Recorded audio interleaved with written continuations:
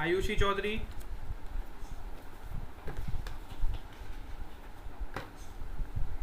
हीर Patel, present sir. Atulya Joseph,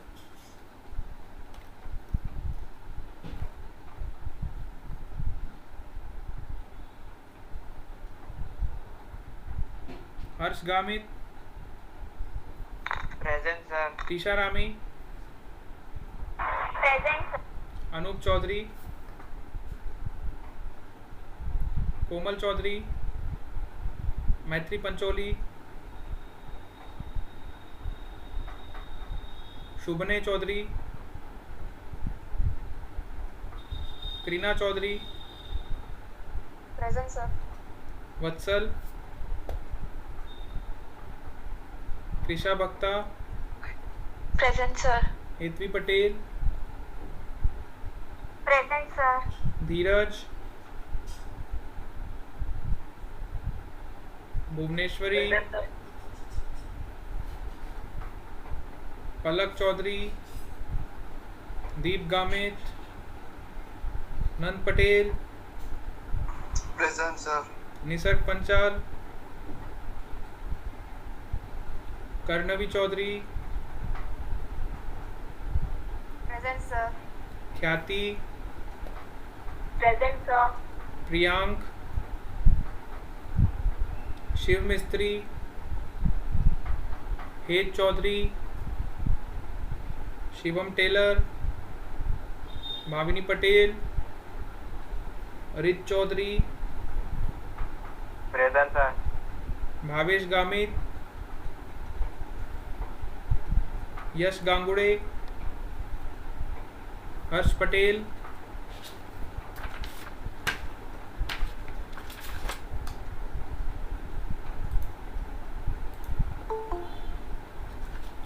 Krishna Gamit, रिया Parmar, present sir. हर्ष Waghmare.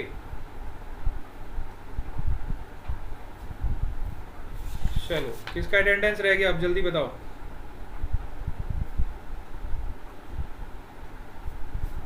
Sir यश गांगुड़े। यश गांगुड़े, okay. और कौन आया अभी?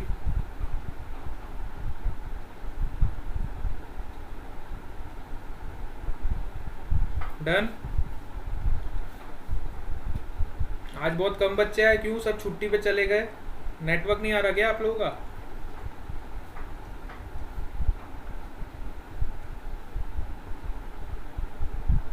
भुवनेश्वरी, पलक, दीप गामित, प्रियांक, शिव मिस्त्री, हेत चौधरी, शिवम टेलर, भाविनी पटेल, भावेश गामित, इतने सारे एब्सेंट है बताओ।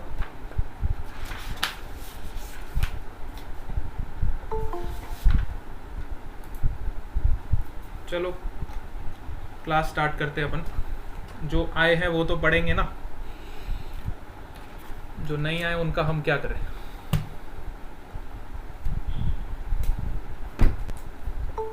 Sir good morning. ये कौन है? क्या नाम है बेटा? कोमल। सर आप हमारा अटेंडेंस कर देना 36 रोल नंबर। क्या नाम है बेटा? कोमल चौधरी आ गई। Yes sir. और कौन आया अभी? हर्ष वाघमरे। हर्ष वाघमारे। ओके ठीक है, दो ही बच्चे आए ना अभी।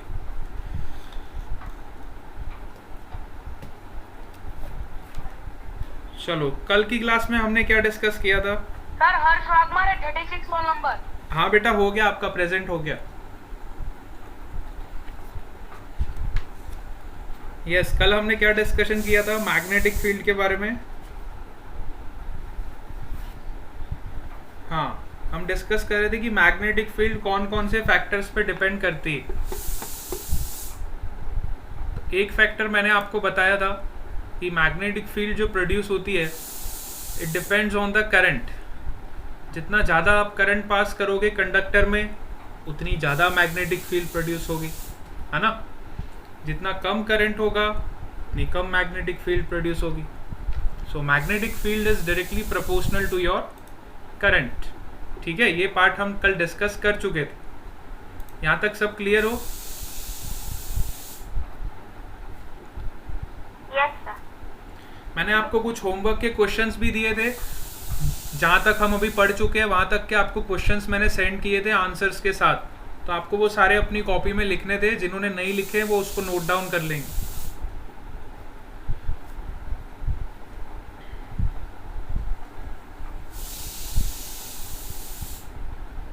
ठीक है,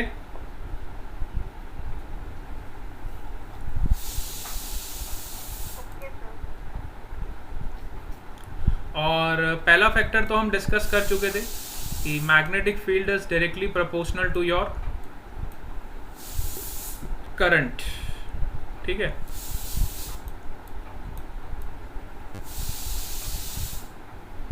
more is the amount of current, more is your magnetic field। Current को इंक्रीज करने के लिए मैंने आपको बताया था हम रियोस्टेट यूज करते हैं। Rheostat is your variable resistor. जब हम इसको सर्किट में कनेक्ट करते हैं, रियोस्टेट को जब हम सर्किट में कनेक्ट करते हैं तो ये वेरिएबल रेजिस्टेंस होता है। और वेरिएबल रेजिस्टेंस का क्या काम होता है कि उसका रेजिस्टेंस हम वेरी करा सकते हैं ना। तो ओम्स लॉ से हमें पता है कि V is equal to I R. तो यहाँ से हम करंट की वैल्यू निकालते थे V अपॉन आर। स्क्रीन दिख रहा है? No sir. अरे बाप रे बाप, आप बोला क्यों नहीं मेरे को? आपको बोलना चाहिए ना। चलो मैं फिर से शेयर करता हूँ। एक्चुअली मैंने शेयर किया था, पता नहीं वो विजिबल क्यों नहीं हुआ, मे बी सम रीज़न। अब दिख रहा है क्या?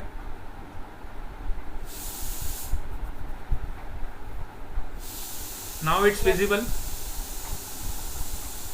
Yes sir. ओके। तो रियोस्टेट हम जब लगाते हैं तो rheostat is your variable resistance.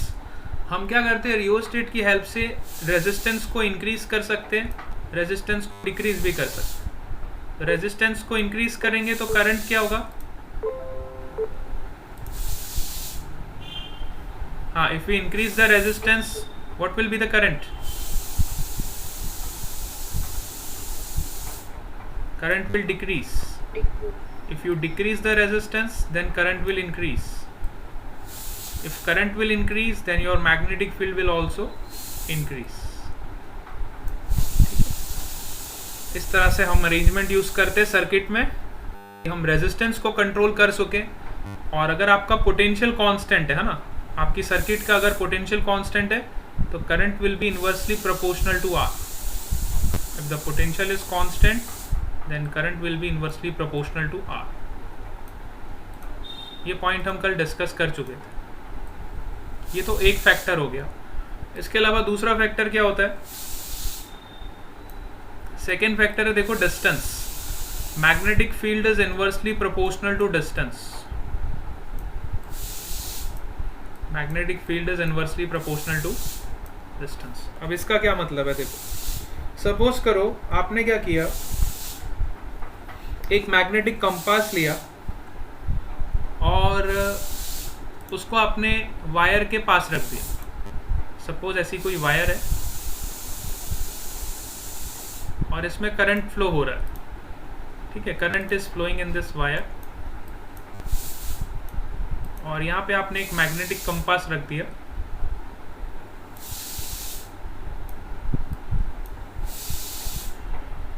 Suppose करो एक मैग्नेटिक कंपास आपने R1 डिस्टेंस पे रखा और दूसरा मैग्नेटिक कंपास आपने R2 डिस्टेंस पे रखा।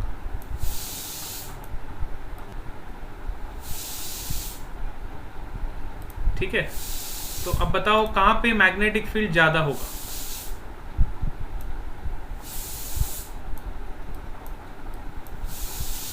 R1। हाँ, R1 पे मैग्नेटिक फील्ड ज्यादा होगा क्योंकि वो कंडक्टर के पास है ना। और R2 पे मैग्नेटिक फील्ड कम होगा क्योंकि वो कंडक्टर से दूर। ठीक है, तो वही रिलेशन आपको यहाँ पे मैंने बताया, magnetic field is inversely proportional to your R।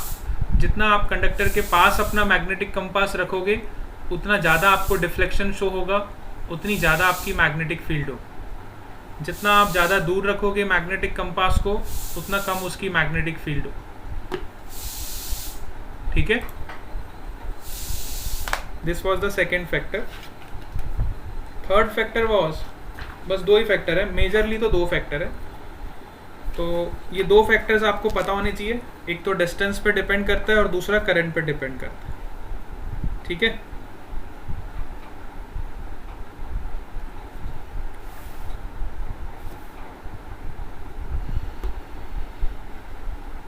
अच्छा तीसरा एक फैक्टर और आपको बता देता हूँ। तीसरा फैक्टर है आपका नंबर ऑफ टर्न्स। ठीक है, ये तो सेकेंड फैक्टर हो गया। एक थर्ड फैक्टर और है, that is your number of turns. अब सपोज करो एक वायर में आपका मैंने एक टर्न बनाया, ठीक है, ये कॉइल है आपका और इसमें मैंने एक टर्न ऐसा कंप्लीट कर दिया, और ये दूसरा कॉइल है, इसमें मैंने दो टर्न्स बनाए, 1 2।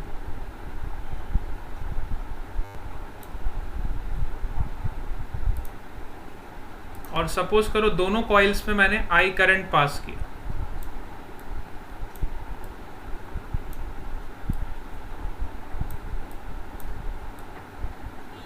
सो अब कौन सी कॉइल का मैग्नेटिक फील्ड ज्यादा होगा, फर्स्ट वाली कॉइल का कि सेकेंड वाली कॉइल का?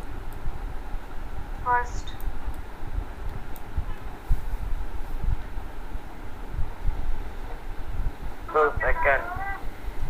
सेकेंड वाली कॉइल का मैग्नेटिक फील्ड ज्यादा हो। Magnetic field in the second coil will be more than the first, क्योंकि देखो आपने यहाँ पे दो टर्न्स किए, ठीक है, तो पहले वाले में तो एक टर्न की वजह से ही होगा ना मैग्नेटिक फील्ड, सिर्फ ये वाले टर्न की वजह से ही होगा।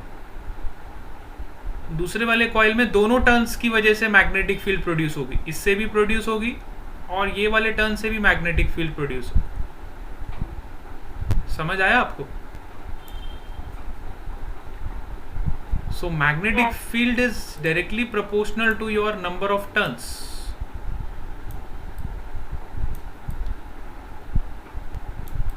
जितने ज्यादा नंबर ऑफ टर्न्स आपके होंगे उतनी ज्यादा स्ट्रॉन्ग आपकी मैग्नेटिक फील्ड होगी।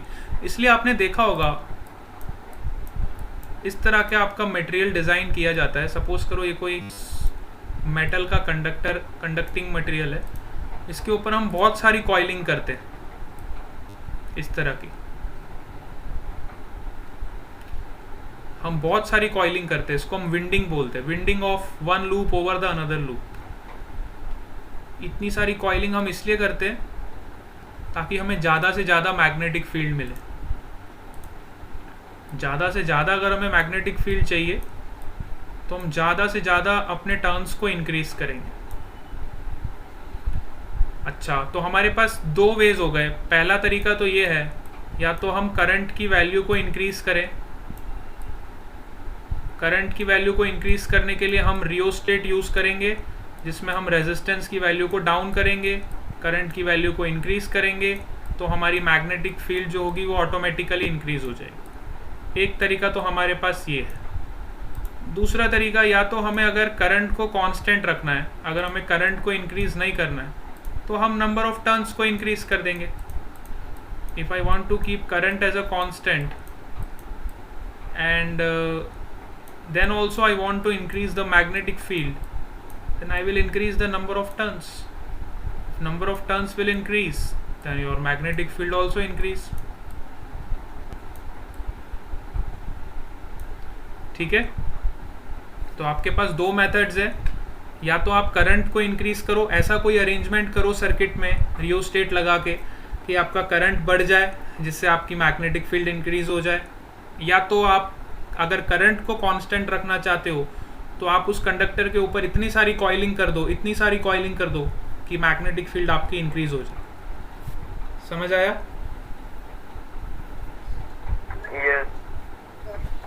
ठीक है,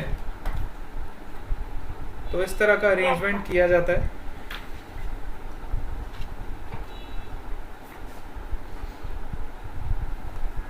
तो आपके बुक में एक एक्टिविटी दी होगी, इस तरह की एक कॉइल है। अब आप सबको राइट हैंड रूल लगाना आना चाहिए। Right hand rule, we will use right hand rule to find the direction of magnetic field. ठीक है, सपोज करो आपको ऐसी कोई कॉइल दी हुई है, आपकी बुक्स में इस तरह की एक एक्टिविटी दी हुई है जिसमें हम डायरेक्शन निकालना सीख सकते हैं कि how to find the direction of magnetic field. इस तरह की एक कॉइल है,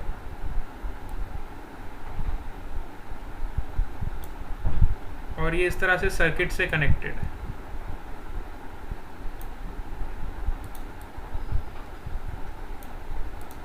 इसको मैंने यहाँ पे ऐसे सर्किट से कनेक्ट कर दिया। This is your M metre.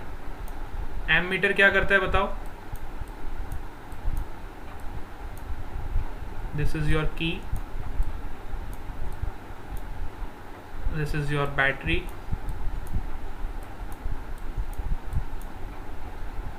and this is your rheostat.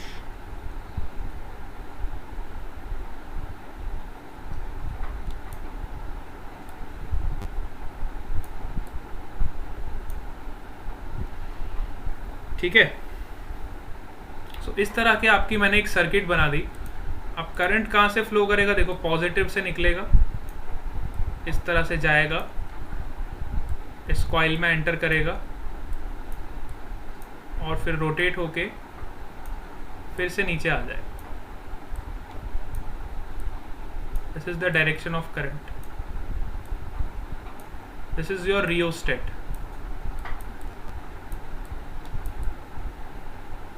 Rheostat का मतलब वेरिएबल रेजिस्टेंस। आप यहां से रेजिस्टेंस को इंक्रीज या डिक्रीज कर सकते हो। ये आपका कनेक्टिंग पॉइंट होता है। अगर आप इसको यहाँ पे कनेक्ट करोगे तो आपका रेजिस्टेंस इंक्रीज हो जाएगा, आप इसको और पीछे कनेक्ट करोगे तो आपका रेजिस्टेंस डिक्रीज हो जाएगा। इस तरह से आप रेजिस्टेंस को इंक्रीज और डिक्रीज कर सकते हो with the help of this device rheostat. ठीक है, what is the use of ammeter? M मीटर का क्या यूज होता है बताओ? Measure the current. Measure the current. ठीक है, तो हमने क्या किया, करंट को एक बार मेजर किया। इस एक्टिविटी को इस तरह से परफॉर्म कराते लैब में, और अभी आपके पास लैब का ऑप्शन अवेलेबल नहीं है तो आप इधर ही इसको समझ लो कि सपोज करो पहले हमने I1 करंट रखा। I1 करंट पे फिर हमने मेजर किया, हमें कुछ मैग्नेटिक फील्ड मिला B1। फिर हमने करंट इंक्रीज किया I2 with the help of by decreasing the resistance with the help of this rheostat। तो हमने देखा हमें मैग्नेटिक फील्ड कुछ मिला B2। इस तरह से हम लैब में रीडिंग्स लेते हैं डिफरेंट है ना, डिफरेंट करंट की रीडिंग्स पे हम डिफरेंट मैग्नेटिक फील्ड की रीडिंग ली। अब मैग्नेटिक फील्ड का डायरेक्शन कैसे निकालते हैं ये बहुत इंपॉर्टेंट है। तो सपोज करो आपका करंट इस तरह से कॉइल में फ्लो कर रहा है, तो सब लोग अपना राइट हैंड निकालोगे।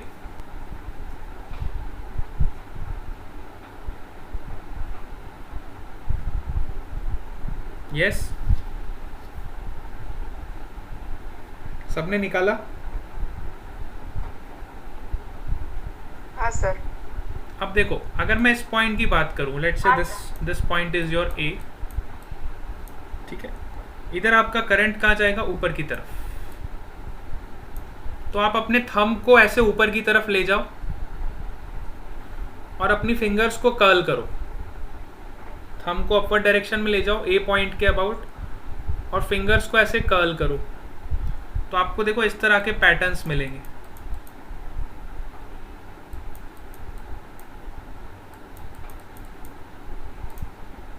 इस डायरेक्शन,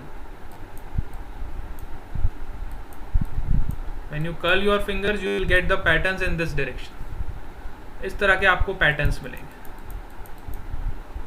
सबको मिल रहे हैं? This is your magnetic field.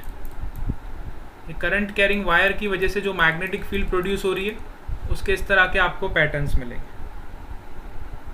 समझ आया आपको? और नियर अबाउट रीजन में ऐसे क्लोज लूप फॉर्म होंगे। All of you are getting this?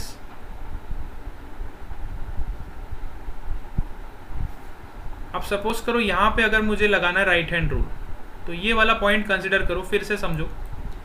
अब मुझे इस बी पॉइंट पे लगाना है, तो बी पॉइंट पे देखो करंट नीचे की तरफ जा रही, current is going in downward direction. तो वापस अपना राइट हैंड निकालोगे और थंब को नीचे की तरफ ले जाओगे, तो देखो आपकी फिंगर्स को कर्ल करोगे तो पैटर्न कैसा मिलेगा, you will get this kind of pattern.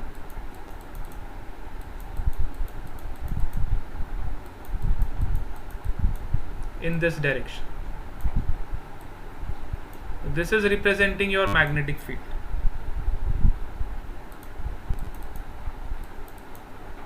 समझ आ रहा है आपको? Yes sir. ठीक है, तो इस तरह का आपको पैटर्न मिलता है, that is the pattern of your magnetic field. ठीक है, तो by right hand thumb rule, इस रूल को बोलते हैं राइट हैंड थंब रूल। तो यहाँ पे आप थंब से रिप्रेजेंट करते हो करंट की डायरेक्शन को, और आपकी जो कर्लिंग फिंगर्स होती है, कर्लिंग फिंगर्स आपको मैग्नेटिक फील्ड लाइंस का पैटर्न देती है ना। मैग्नेटिक फील्ड आपकी किस तरह से होंगी उसका पैटर्न मुझे मिलता है by with the help of your curling fingers. ठीक है,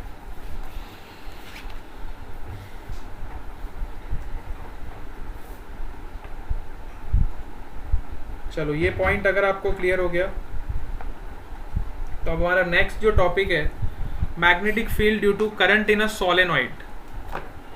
तो सोलेनॉइड क्या होता है? देखो अभी अभी मैंने आपको बताया कि हमारी मैग्नेटिक फील्ड जो होती है वो 3 फैक्टर्स पर डिपेंड करती है। First, it is directly proportional to current. Secondly, it is directly proportional to number of turns. And third, it is inversely proportional to the distance of the compass needle from the wire. ठीक है, ये 3 points अभी अभी हमने पढ़े। तो अब हम पढ़ेंगे सोलेनॉइड। तो सोलेनॉइड क्या होता है? Solenoid is a long helically wound coil of insulated copper wire. इस तरह की एक वायर है कॉपर की, और उसको आपने ऐसे मोल्ड कर दिया। ठीक है, इस तरह से आपने उसको टर्न कर दिया। जैसे ही आपने इसको टर्न कर दिया और इस तरह का वायर को शेप दे दिया, तो इस अरेंजमेंट को बोलते हैं हम सोलेनॉइड। इस अरेंजमेंट को क्या बोलते हैं? Solenoid. If you turn an insulated copper wire by forming a shape of a helical coil, then this is known as solenoid. इस शेप को हम क्या बोलते हैं? सोलेनॉइड। असली में इसमें है कुछ भी नहीं, कॉपर की वायर है जिसमें हमने करंट पास किया, तो ये आपका सोलेनॉइड होगा। अब फिर से आप राइट हैंड रूल लगाओगे, सबको राइट हैंड रूल। अब मैं आपको यहाँ पे सोलेनॉइड पे देखो कैसे लगाते हैं right hand rule. If you apply the right hand rule on this solenoid, तो आपका करंट देखो कैसे जा रहा है। Your current is flowing in this direction. अब मैं कॉइलिंग थोड़ी अच्छे से बनाता हूँ ताकि आपको राइट हैंड रूल लगाने में कोई दिक्कत नहीं आए। सपोज करो इस तरह की मेरी कॉइल्स,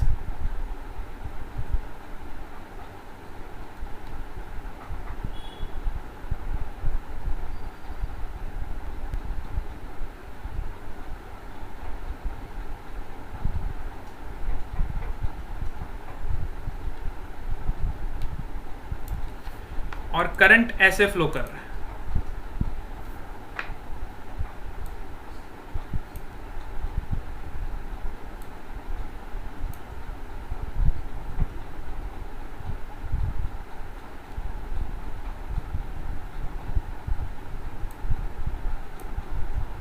ठीक है, सबको पता चल रहा है ना? आगे वाले पार्ट में करंट ऊपर जा रहा है, पीछे वाले पार्ट में करंट नीचे जा रहा है ना? फिर आगे वाले पार्ट में करंट ऊपर जा रहा है, पीछे वाले पार्ट में करंट नीचे जा रहा है। आगे वाले पार्ट में करंट ऊपर जा रहा है, पीछे वाले पार्ट में करंट नीचे जा रहा है। आगे वाले पार्ट में करंट ऊपर जा रहा है, पीछे वाले पार्ट में करंट नीचे जा रहा है। इस तरह से आपने ये सोलेनॉइड बना दिया।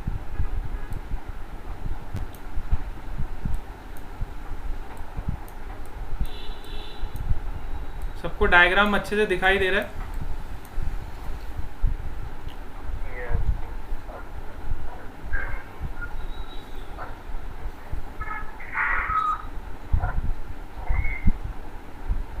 अब आप लोग अपना राइट हैंड निकालो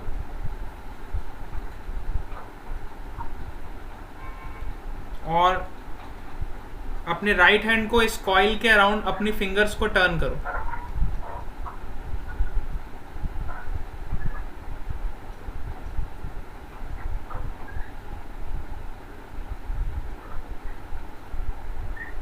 देखो राइट हैंड अराउंड अपनी फिंगर्स को ऐसे टर्न करो।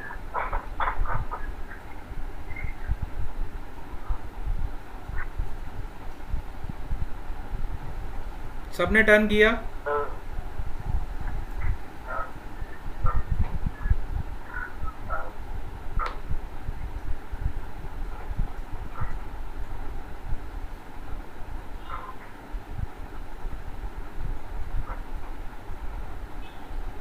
यस।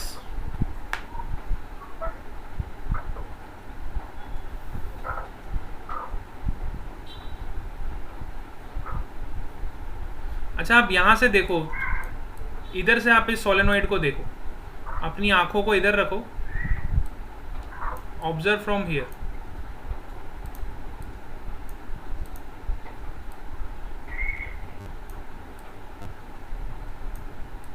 इधर से आप इस सोलेनॉइड को देखो। अब बताओ करंट किस डायरेक्शन में फ्लो कर रहा है, क्लॉकवाइज डायरेक्शन में कि काउंटर क्लॉकवाइज?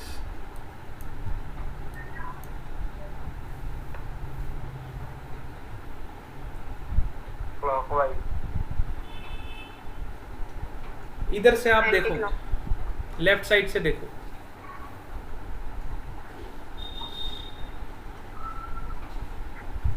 क्लॉकवाइज। ध्यान से देखो। एंटी क्लॉकवाइज आपको दिखेगा।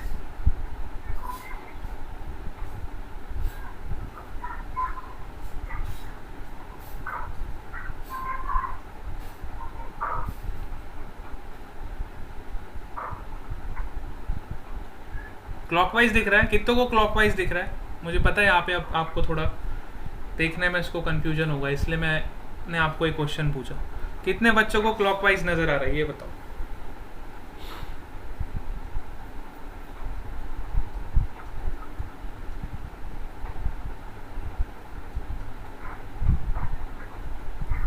अरे बोलोगे तो मुझे पता चलेगा ना। मुझे दिख रहा है। हाँ, क्लॉकवाइज कितनों को लग रहा है क्लॉकवाइज होगा?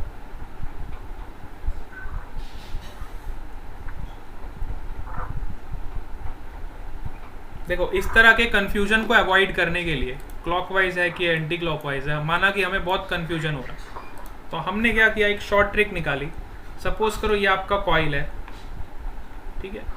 आप कॉइल को इस तरह से देखो, क्योंकि इस तरह से देखोगे तो आपको जरूर कंफ्यूजन होगा। दो कॉइल्स लेता हूं मैं, सपोज करो this is coil 1, this is coil 2। अब सपोज करो आपका करंट इस कॉइल में एंटी क्लॉकवाइज डायरेक्शन में फ्लो कर रहा है। अब यहाँ पे तो सबको पता चलता है ना, प्लेन फिगर में तो क्लॉकवाइज और एंटी क्लॉकवाइज, इसमें तो कोई कंफ्यूजन नहीं। ये कौन सा डायरेक्शन है? Anti clockwise. वेरी गुड, इसमें तो किसी को कोई कंफ्यूजन नहीं है ना, है ना? और ये कौन सा डायरेक्शन है? क्लॉकवाइज। क्लॉकवाइज। चलो ठीक है, इसलिए मैंने आपको ये वाला डायग्राम बताया। तो ऊपर वाले डायग्राम थोड़ा कंफ्यूजिंग है, इसलिए हमने इसको शॉर्टकट निकालने के लिए हमने इस तरह के डायग्राम को एनालाइज करते हैं। तो अब जब आपका करंट एंटी क्लॉकवाइज डायरेक्शन में फ्लो करेगा, है ना, when your current is flowing in anticlockwise direction, so you can say आपका इस तरह से कोई शेप बन रहा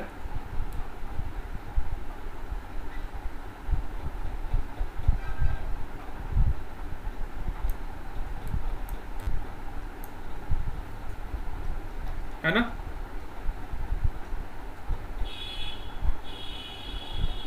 When your current is flowing in anti-clockwise direction, तो आपका कौन सा पोल बनेगा? नॉर्थ पोल बनेगा।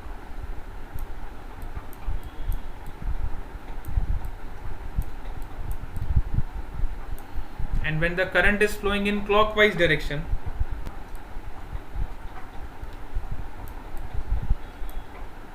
तो आपका कौन सा पोल बनेगा? साउथ पोल बनेगा।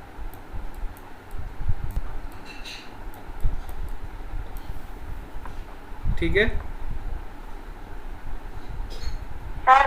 समझ में नहीं आया। नहीं समझ आया? अब ये सोलेनॉइड लो आप फिर से। सपोज करो ये हमारा सोलेनॉइड था,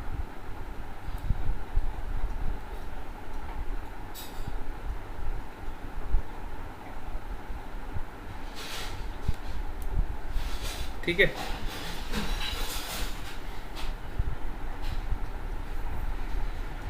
अभी जिस एंड से आप देख रहे हो, पहले आपको डिसाइड करना है आप किस एंड से देख रहे हो। आप ये वाले एंड से देखोगे कि आप ये वाले एंड से देखोगे,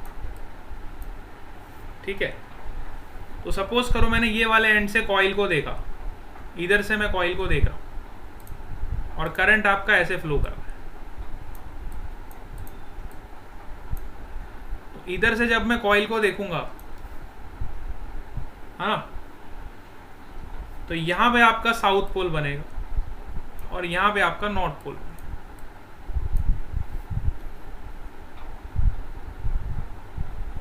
आप एनालाइज करो इसको थोड़ा। यहां से देख रहे हो जब आप, तो आपका करंट कौन सी डायरेक्शन में फ्लो कर रहा है? क्लॉकवाइज डायरेक्शन में फ्लो कर रहा है। इधर से देखो, इधर से आपका क्लॉकवाइज डायरेक्शन है। Yes sir. तो यहाँ पे आपका कौन सा पोल बनेगा? साउथ। कई बच्चे इधर से देखेंगे, इधर से उनको एंटी क्लॉकवाइज दिखेगा, तो यहाँ पे आपका कौन सा पोल बनेगा? नॉर्थ। तो ये डिपेंड करता है कि आप कहाँ से देखोगे। अगर आप यहाँ से देखोगे और अगर आपको क्लॉकवाइज दिख गया तो आप ये वाला फंडा लगाओगे। क्लॉकवाइज के लिए कौन सा पोल बना था हमारा? साउथ पोल, ठीक है। क्लॉकवाइज डायरेक्शन के लिए साउथ पोल। तो हमने यहाँ से देखा और हमें क्लॉकवाइज डायरेक्शन दिखा, तो यहाँ पे मैंने साउथ पोल लिख दिया। और एक तरफ साउथ पोल आपको पता चल गया, तो ऑपोजिट वाला ऑब्वियसली नॉर्थ पोल ही होगा। तो आपको दूसरी तरफ से देखने की जरूरत नहीं है, आप कोई भी एक तरफ से देखो और उसके पोल का नाम लिख दो, ठीक है। अब क्लियर हो गया? यस। तो अब साउथ पोल जब आपका बन गया, तो साउथ पोल में आपकी मैग्नेटिक फील्ड लाइंस अंदर की तरफ एंटर होती है। मैंने आपको कल बताया था बार मैग्नेट का एग्जांपल लेके। साउथ पोल में आपकी मैग्नेटिक फील्ड लाइंस अंदर की तरफ एंटर होती है और नॉर्थ पोल से आपकी मैग्नेटिक फील्ड लाइंस बाहर की तरफ निकलती है। ये तो सबको पता है ना? Yes sir. और मैग्नेटिक फील्ड लाइंस हमेशा ऐसा क्लोज लूप फॉर्म करती है। देखो, नॉर्थ से निकलेगी तो ये साउथ में चली जाएगी। और अंदर अगर मैं बात करूं सोलेनॉइड की, तो अंदर magnetic field lines is from south to north and outside the magnetic field lines are from north to south. Similarly अंदर की बात करूं तो देखो, साउथ टू नॉर्थ, और आउटसाइड जब ये गोल घूम के आएगी तो ये वापस नॉर्थ टू साउथ। बाकी कंसेप्ट आपके वही लगेंगे जो हमने कल पढ़ लिए थे।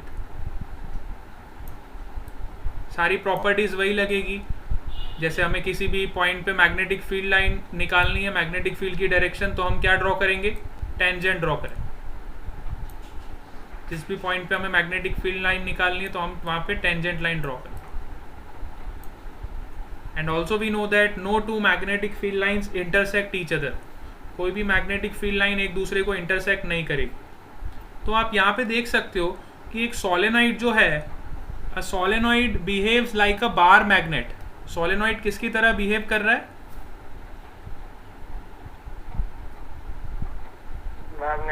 बार मैग्नेट की तरह। जैसे हमने बार मैग्नेट के बारे में कल पढ़ा था, हमने देखा कि सोलेनॉइड का बिहेवियर भी बिल्कुल सेम ऐसा ही है। इसमें से भी जो मैग्नेटिक फील्ड लाइंस निकल रही है वो वैसी ही निकल रही है जैसे एक बार मैग्नेट में से निकलती थी, ठीक है। तो सोलेनॉइड एग्जैक्टली बिहेव्स लाइक अ बार मैग्नेट, ठीक है। तो हम ट्रीट कर सकते हैं एक सोलेनॉइड को। अगर मुझे इक्विवेलेंट बनाना है तो मैं ऐसे बना सकता हूँ, एक बार मैग्नेट इधर बना दूंगा containing south pole and north pole. I can treat this solenoid as an equivalent bar magnet, ठीक है। नॉर्थ से देखो आपकी फील्ड लाइंस बाहर निकल रही है, साउथ में आपकी फील्ड लाइंस एंटर हो रही है। So magnetic field inside the solenoid is uniform. आप देख सकते हो इनसाइड सोलेनॉइड के अंदर जो मैग्नेटिक फील्ड है यूनिफॉर्म है। Magnetic field inside the long solenoid decreases as we move towards the ends of the solenoid. ठीक है। अगर मैं इनसाइड बात करूं तो इनसाइड आपकी मैग्नेटिक फील्ड यूनिफॉर्म है। देखो यूनिफॉर्म किसको बोलते थे, आपकी डायरेक्शन भी सेम हो और मैग्नीट्यूड भी सेम हो। अगर मैं इतने से रेक्टेंगल वाले पार्ट की बात करूं तो ये रेक्टेंगल वाले पार्ट में आपकी जो मैग्नेटिक फील्ड लाइंस है वो यूनिफॉर्म है, मतलब एकदम स्ट्रेट जा रही हैं और मैग्नीट्यूड भी सेम है, डायरेक्शन भी सेम है। लेकिन अगर मैं आउटसाइड द सोलेनोइड बात करूं, आउटसाइड आपकी magnetic field lines non uniform है। देखो यहाँ पे टर्न हो जा रही है तो ये नॉन यूनिफॉर्म है, ठीक है। मैग्नेटिक फील्ड लाइंस दो तरह की होती थी ना, कल मैंने आपको बताया था, one is your uniform, another is your non uniform. Uniform में आपको इस तरह का पैटर्न मिलता था, यूनिफॉर्म में आपको ऐसी स्ट्रेट लाइंस मिलती थी। तो स्ट्रेट लाइंस वाला जो पैटर्न है वो आपको सोलेनोइड के अंदर मिलेगा या फिर बार मैग्नेट के अंदर मिलेगा। लेकिन अगर आउटसाइड पैटर्न की बात करूं तो आउटसाइड आपकी फील्ड लाइंस इस तरह से कुछ जा रही है, ठीक है। इस तरह का जो स्ट्रक्चर आपको मिल रहा है बाहर की तरफ, that is your non uniform, ठीक है, क्योंकि देखो डायरेक्शंस चेंज हो रही है। समझ आया आपको? यस। है ना। चलो ये कुछ पॉइंट्स थे जो मैंने आपको बता दिए। एक पॉइंट और है कि magnetic field inside the long solenoid decreases as we move towards the ends of the solenoid, है ना। जब हम सोलेनोइड की एंड की तरफ जा रहे हैं तो यहाँ पे मैग्नेटिक फील्ड आप देखो ऐसे स्प्रेड होती जा रही है ना। एंड वाले पार्ट सोलेनोइड की अगर मैं बात करूं या फिर बार मैग्नेट की बात करूं, क्योंकि सोलेनोइड का बिहेवियर कैसा होता है, एक बार मैग्नेट की तरह होता है, ये तो हमें पता चल गया। तो एंड वाले पार्ट को अगर आप देखोगे सोलेनोइड के या फिर बार मैग्नेट के, तो यहाँ पे आपकी मैग्नेटिक फील्ड लाइन स्प्रेड होती है, ऐसे दूर दूर जा रही है, देखो एक दूसरे से। तो यहाँ पे आपकी मैग्नेटिक फील्ड का इफेक्ट कम हो रहा है, अंदर आपका इफेक्ट थोड़ा ज़्यादा है। लेकिन जैसे ही आप पोल्स की तरफ जाते हो तो ये लाइंस आपकी स्प्रेड होने लगती है, डाइवर्ज होने लगती है। I can say that these are diverging. So जब कोई चीज़ डाइवर्ज होती है तो उसकी इंटेंसिटी कम होने लगती है, ठीक है।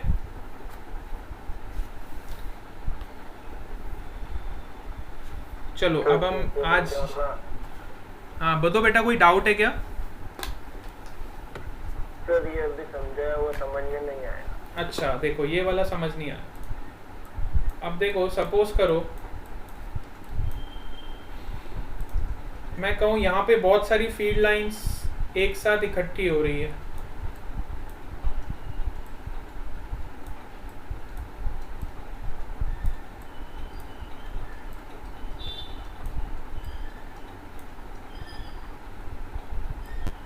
और यहाँ पे बहुत सारी फील्ड लाइंस एक साथ डाइवर्ज हो रही है।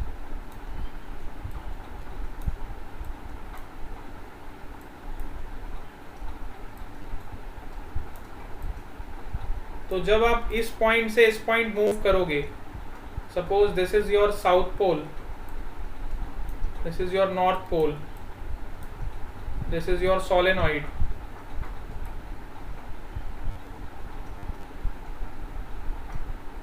तो जब आप ये वाले पॉइंट से ये वाले पॉइंट पे मूव करोगे, when you are moving from this point A to this point B, या फिर कहीं भी आप पॉइंट ले सकते हो, तो जब आप ए से बी जाओगे तो आप देखोगे कि ये रीजन में क्या था, आपकी जो फील्ड लाइन से कन्वर्ज हो रही थी। तो कन्वर्ज हो रही थी मतलब यहाँ पे आपकी इंटेंसिटी ज़्यादा थी, और जब आप अवे मूव करोगे नॉर्थ पोल की तरफ तो आपकी फील्ड लाइंस ऐसी डाइवर्ज होनी स्टार्ट हो जाएगी। सो जब आपकी फील्ड लाइंस डाइवर्ज हो जाएगी तो उसकी इंटेंसिटी कम हो जाएगी ना। मैं बोल सकता हूँ magnetic field in this region is greater than as compared to the magnetic field in second region। समझ आया?